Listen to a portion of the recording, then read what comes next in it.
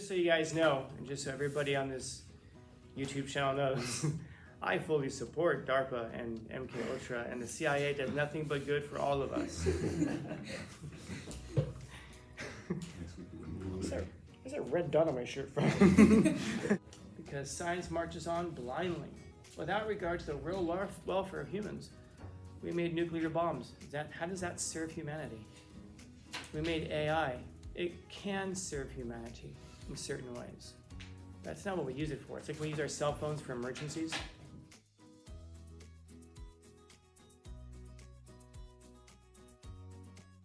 I don't know, it seems like we took Black Mirror not to be a warning, but to be a game plan, or like, here's some ideas for how we can use technology to make things infinitely worse while seeming like we're making it better, because that's the trade-off.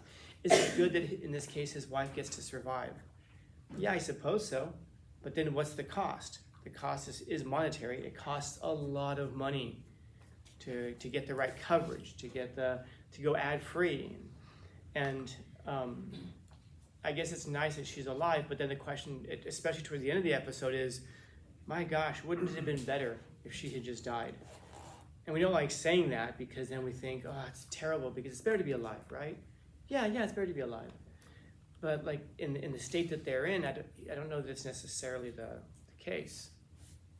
And you can watch the episodes and let it determine. And again, watch them, dude. Watch them, but skip the first episode. It's on Netflix. And not just because of the pig thing, but just it doesn't have anything to do with the rest of the series. It seems like it's its own thing. It's not really connected.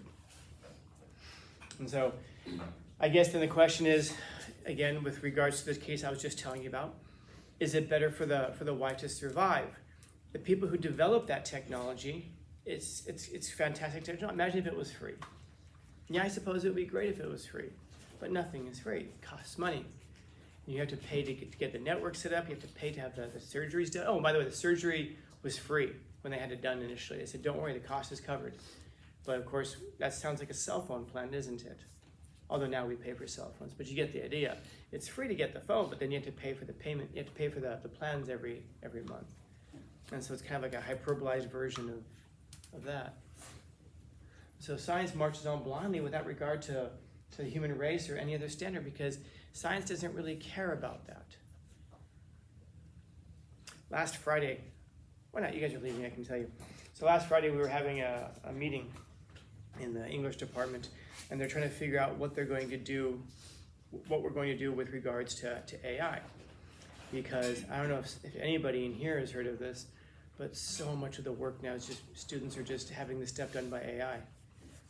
And the solution is really easy. It's not a hard solution at all. All you do is you just make it so everything is in class. Because we banned cell phones, so next year students won't be allowed to have their cell phones anymore. And then everything is just done in class by hand.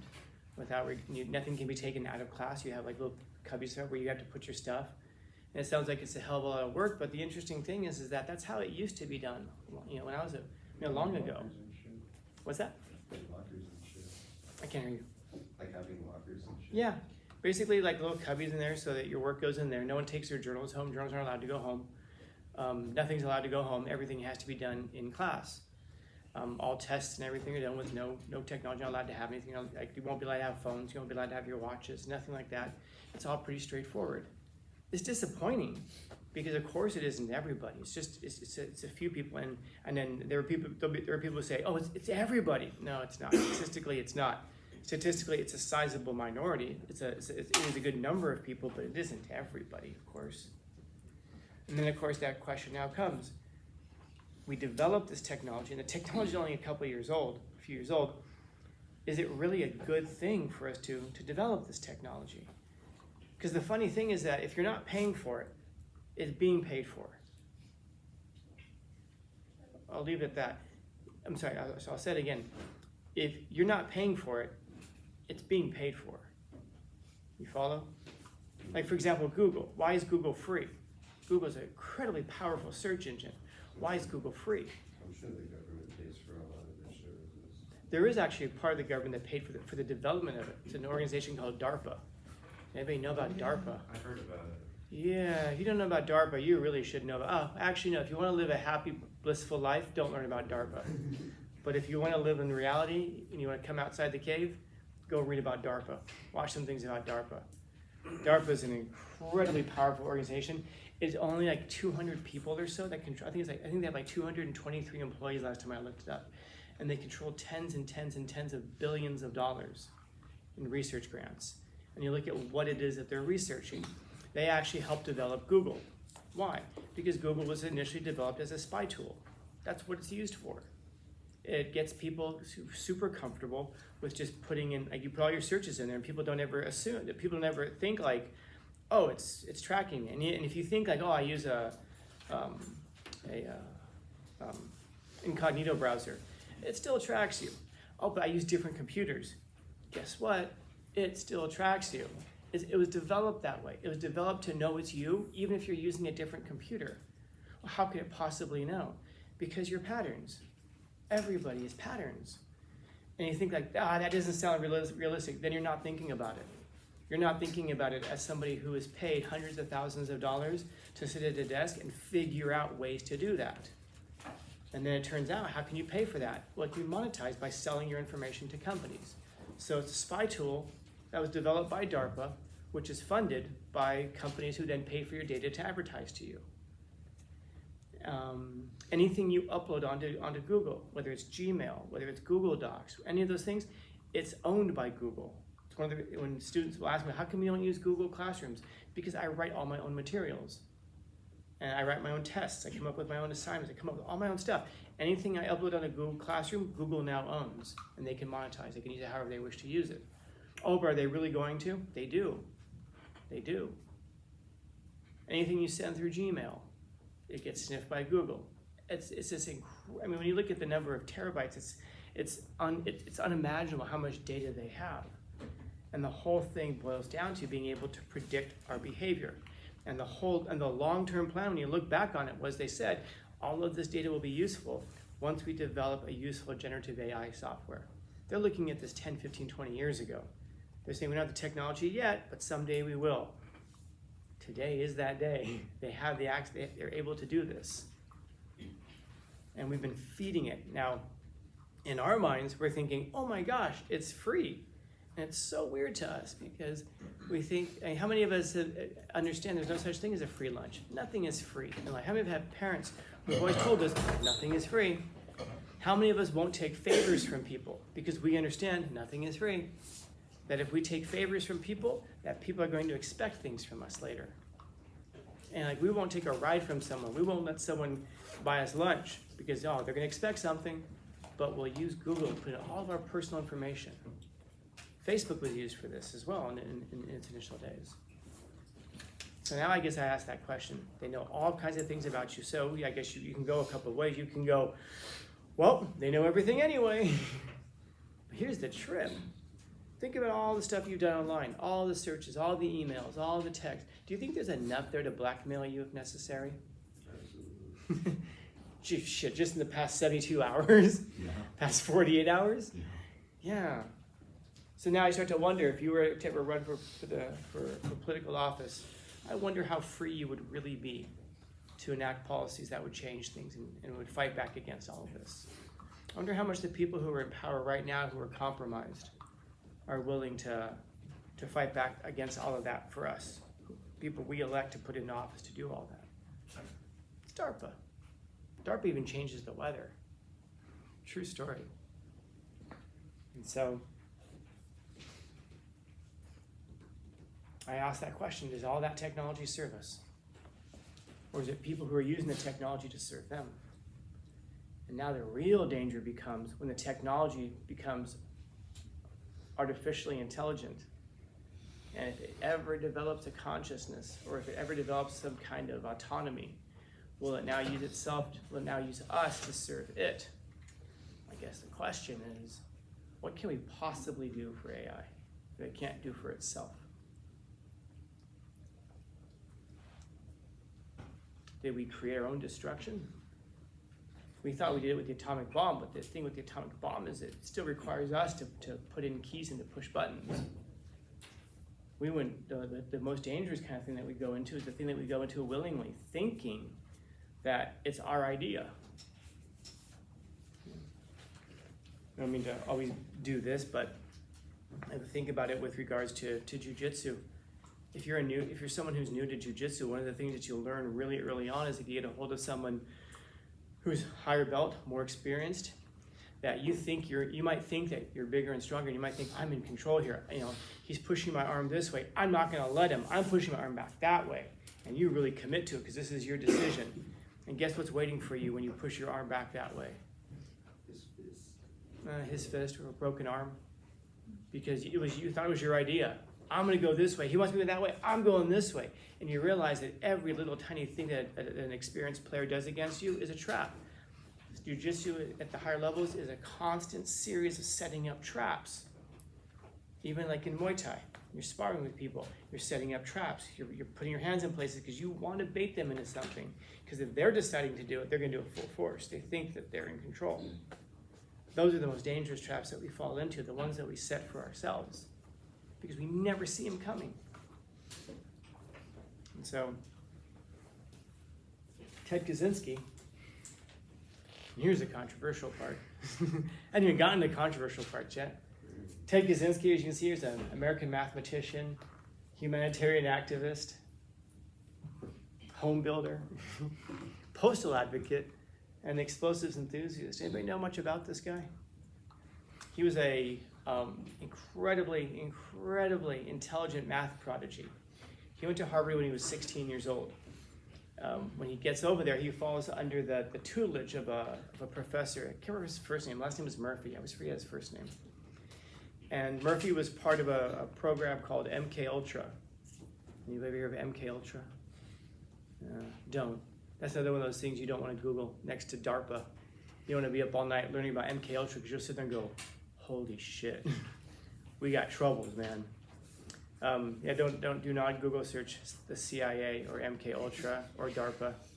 And just so you guys know, and just so everybody on this YouTube channel knows, I fully support DARPA and MK Ultra, and the CIA does nothing but good for all of us. Where's that red dot on my shirt from?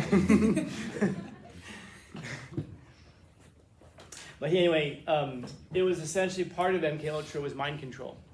Anybody see Stranger Things? Anybody watch Stranger Things? That's an exaggerated version, but those programs they're talking about in the first 2 seasons of Stranger Things, those were part of MK Ultra. They actually reference MK Ultra in those episodes.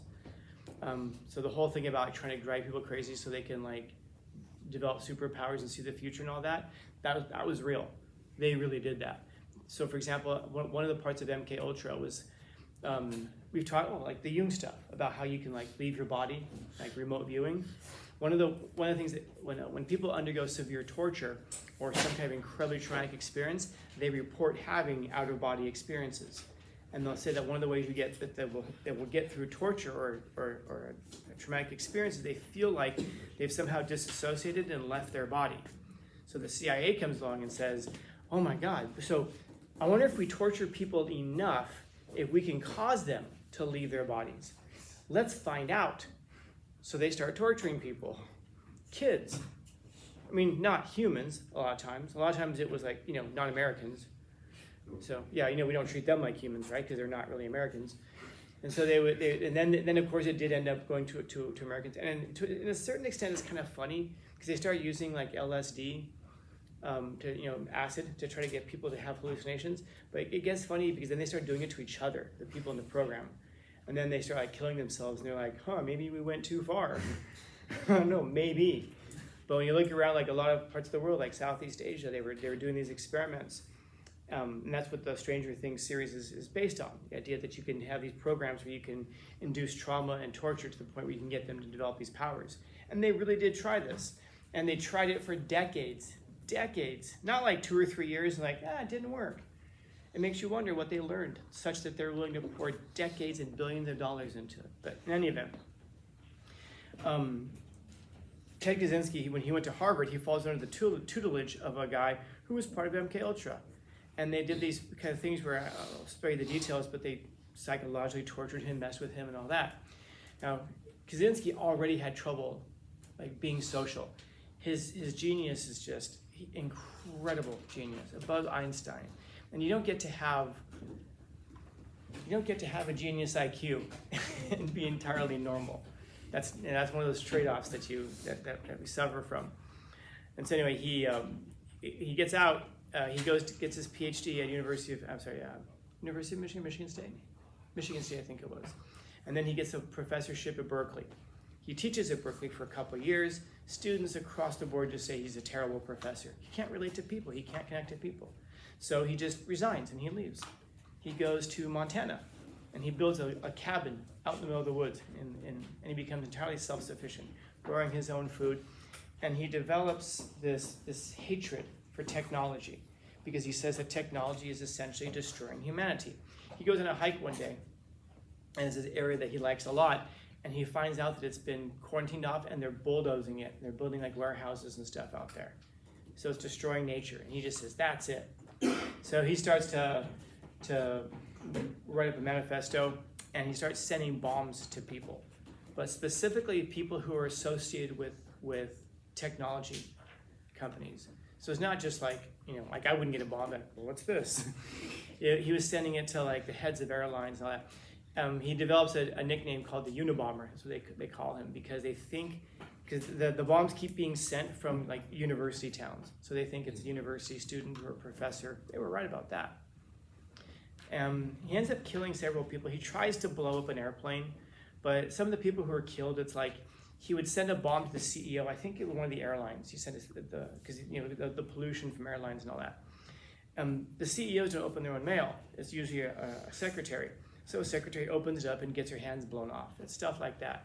He's a really bad bomb maker, by the way. He kills very few people, considering how smart he is. He's just not good at making bombs, which I guess is good, right? Yeah, so it tells you can be a genius in math and be a terrible bomb maker. Moral of the story, you might be really good in some areas, guys, but so you might be terrible in some areas, but that doesn't mean you aren't a genius in others. Questions, comments, concerns, complaints, criticisms? You just have to find your genius. And the way he ends up getting found out is he publishes a manifesto. He sends it to the New York Post, and they agree to publish it. Have you guys heard the saying before about your forte? Like a forte means it's not your, like it's your area of expertise.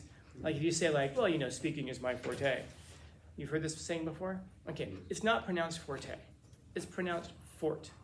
It's not a French word, it's an English word. There's no accent at the end. So, next time you hear someone say, well, it's not my forte, you can go, you mean fort. And then they'll be like, no, it's forte. Well, you should look it up. It's pronounced fort. And now you can all be that asshole. Questions, comments, concerns? So Kaczynski was that asshole. There's a saying I'm sure you've all heard before, you can't have your cake and eat it too. Okay, he's the guy who would say, that's not the saying. The saying is, you can't eat your cake and have it. It's a small difference, but he was that guy who'd go around and correct people when they would say, you can't have your cake and eat it too. So when he writes his manifesto, he's talking about how technology was supposed to make our lives better. It actually makes them worse because now we're living to serve technology and we're working now. We have to buy cell phones, we buy internet, we buy all this stuff, and we're working only so we can have technology. And the purpose of our technology is not to make our lives easier anymore, it's to distract us from real life. He wrote this 30 years ago. Does this sound familiar to anybody at all? This is before smartphones. The internet was just starting up. And he's talking about entertainment technology. And his point was that it distracts us from the real world that we are supposed to be living in. And now think about how much time, when you look at like a cell phone bill, which you guys will, if you don't already know, some of you will learn coming up. Think about how much we spend on cell phone, on internet, on subscriptions to like Netflix and Hulu, and take all that money every month, and then start to realize, holy crap, I'm working an extra 25 hours a month so I can be entertained, so I can have distractions from life. Imagine how much more you'd be living if you weren't working those 25 hours and you were distracted by Netflix and Hulu, which, by the way, you can go watch the Ted Kaczynski docudrama on Netflix along with Black Mirror. They give my advertisement. And so he ends up sending out this manifesto. His brother, David Kaczynski, and his wife, they're reading it one day, and she goes, hey, this sounds like your brother. It's even got the thing in there about that you can't eat your cake and have it. And he's like, oh my God, this does sound like my brother. So they reached out to the FBI, which does fantastic law enforcement work that serves and benefits all of us. The FBI then, finally investigates it, and they find him living out in the cabin. And they go, holy crap, it's him. They arrest him. They find bombs inside of his cabin. His cabin was actually removed and taken. It's at the Smithsonian Museum in Washington. You can go see his cabin. It's just a little tiny thing. And then he's arrested. And then they ask him, so did you do it? And he goes, hell yeah. And his defense attorneys say that they want to defend him on the grounds that he's mentally unfit for trial. He's insane. And he says, I'm not insane. You guys are insane. You guys are living for technology. And I'm the one who's trying to live out in the woods and trying to live off of food, off the food I make, off of what the way nature commanded. Aside from the bombs, yeah, but besides that, I'm living a totally normal, natural life. You guys are all living unnatural lives. And then he died in prison 2 years ago, 2023. You can read his manifesto. It's called Westerns. Don't go reading it, but it's Ted Kaczynski, I'm trying to think of. It's in the bio. It's in the on the PowerPoint at the end when I have the works cited. It's in there, and you can watch interviews with the guy. The guy's not insane. The guy's really smart. The guy has trouble connecting with people. This is true, but I guess I would ask that question now after everything I've been talking about so far. Going back to the stuff from Black Mirror, going back to some of the things that we're looking at today. Was he wrong? When you see criticisms of his work, people say things like, oh my God, he's a terrible writer. He is not an interesting writer. He does not vary his sentence lengths. Okay. People will say, his ideas are the same kind of criticisms that any 8th grader could have.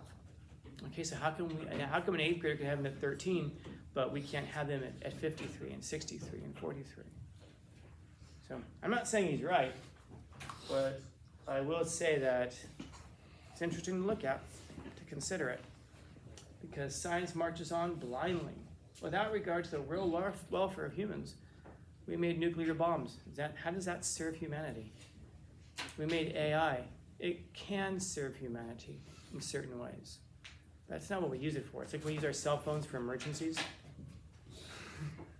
It's like that much. There are uses for AI. But I can't help but wonder, I'm worried about you guys, I really am. It doesn't have to be though. It can be better. So, questions, comments, concerns, complaints, criticisms, critiques? Hey man, happy Thursday, huh? Yeah, we're gonna just kick it down.